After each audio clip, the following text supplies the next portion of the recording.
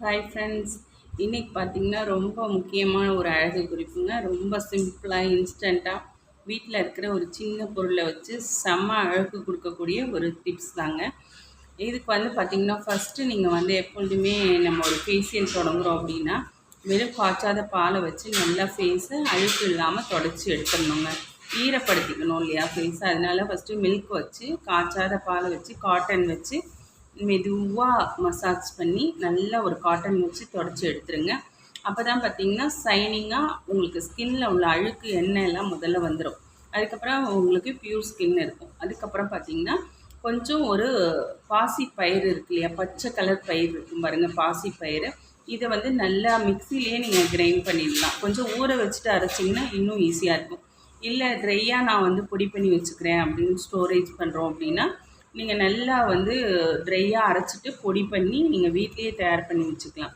இது வந்து பார்த்திங்கன்னா ஸ்கின் வந்து நல்ல வலுவழுப்பாகவும் ரொம்ப ஷைனிங்காகவும் கலராகவும் கொடுக்கறதுக்கு இன்ஸ்டண்ட்டாக உடனடியாக தயார் பண்ணவும் ஈஸியாக இருக்கும். இல்லை நம்ம வந்து கிரைண்ட் பண்ண முடியல அப்படின்னா நல்லா ஒரு 2 மணி நேரம் ஊற வச்சுருங்க. பாசிப்பயிறு, பச்சை பயிறு இதை ஊற வச்சுட்டு நல்லா வந்து அரைச்சி திக் பேஸ்ட்டாக எடுத்து வச்சுக்கோங்க. ஒரு கப்பில் எடுத்து வச்சுக்கோங்க. இதோட பன்னீர் ரோஸ் கிடச்சிதுன்னா அதோட மிக்ஸ் பண்ணிக்கோங்க. நல்லா மிக்ஸ் பண்ணிவிட்டு ஃபஸ்ட்டு வந்து இது மசாஜ் பண்ணப்பறம் கொஞ்சம் குறப்பாக ஃபஸ்ட்டே பவுட்ரு பண்ணும்போதே நீங்கள் வந்து கொஞ்சம் குறப்பாக இருக்கிறத எடுத்து வச்சுக்கோங்க. ஏன்னா ஸ்க்ரப்புக்கு வந்து கொஞ்சம் ரப் பண்ணும்போது டெட் செல்ஸ்லாம் ரிமூவ் ஆகிடும். அதனால கொஞ்சம் குறப்பாக எடுத்து அதில் வந்து ரோஸ் வாட்டரை மிக்ஸ் பண்ணி நல்லா ஸ்க்ரப் பண்ணுங்கள். நல்லா ஸ்க்ரப் பண்ணும்போது விரலால் நல்லா ரொட்டேட் பண்ணி ஃபுல்லாக அந்த ஃபிங்கர்ஸ் மட்டும்தாங்க ரப் பண்ணணும்.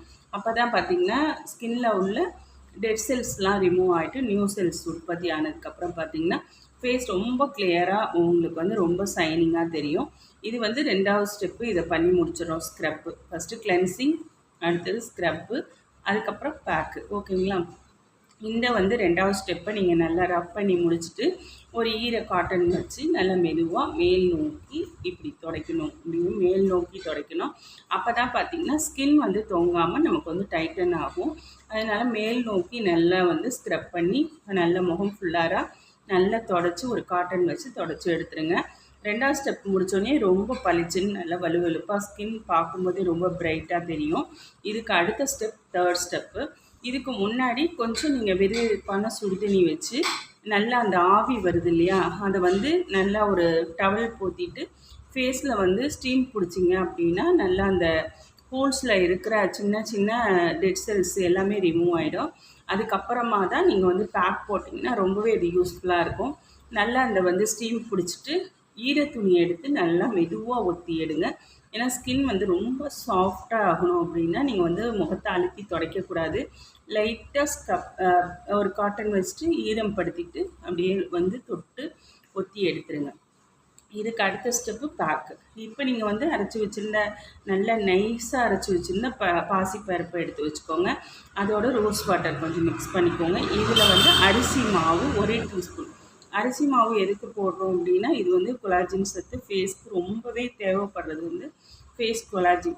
அது வந்து பார்த்திங்கன்னா இந்த பச்சரிசி மாவில் கிடைக்கிறதுனால இதையும் சேர்த்து நல்லா பேக் மாதிரி பண்ணிவிட்டு அதை அப்படியே நல்லா மேல் நோக்கி அப்படியே பேக் போடுங்க. அந்த மாதிரி நல்லா இப்படி டைட்டன் பண்ணி பேக் போட்டிங்க அப்படின்னா ஃபுல்லாக இப்படி அதே மாதிரி கண்ணை சுற்றி பேக் போட்டுருங்க.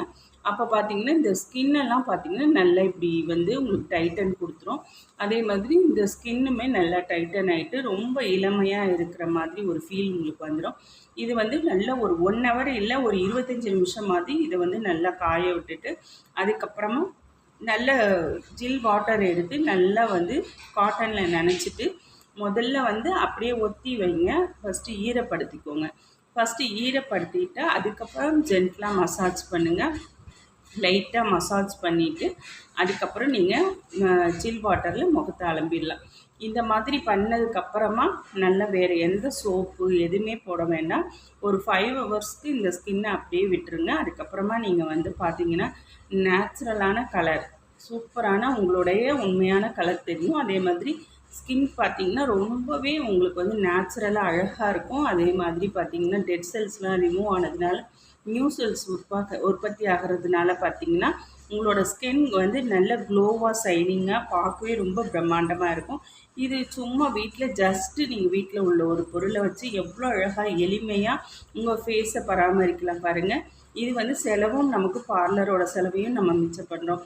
வீட்டு குறிப்புலையும் இதில் பார்த்திங்கன்னா வீட்டில் உள்ள பொருளை செய்கிறதுனால ரொம்பவே செலவு இல்லாமல் நம்ம ஃபேஸை சுத்தமாகவும் ஆரோக்கியமாகவும் அழகாகவும் வச்சுக்கிறதுக்கு இந்த ஒரு ஃபேஷியல் சூப்பராக இருக்குங்க. இந்த ஃபேஷியல் எப்படி இருந்துச்சு அப்படின்னு சொல்லி பண்ணி பார்த்துட்டு நம்மளோட சேனல் திருச்சி அம்மு 78 இந்த சேனலில் நிறைய டிப்ஸ் நான் கொடுத்துருக்கேன் பாருங்கள். இந்த டிப்ஸ் எப்படி இருந்துச்சுன்னு கமெண்ட் பாக்ஸில் கண்டிப்பாக மறக்காமல் தெரியப்படுத்துங்க. தேங்க்யூ ஃப்ரெண்ட்ஸ், உறவுகளே, வணக்கம்.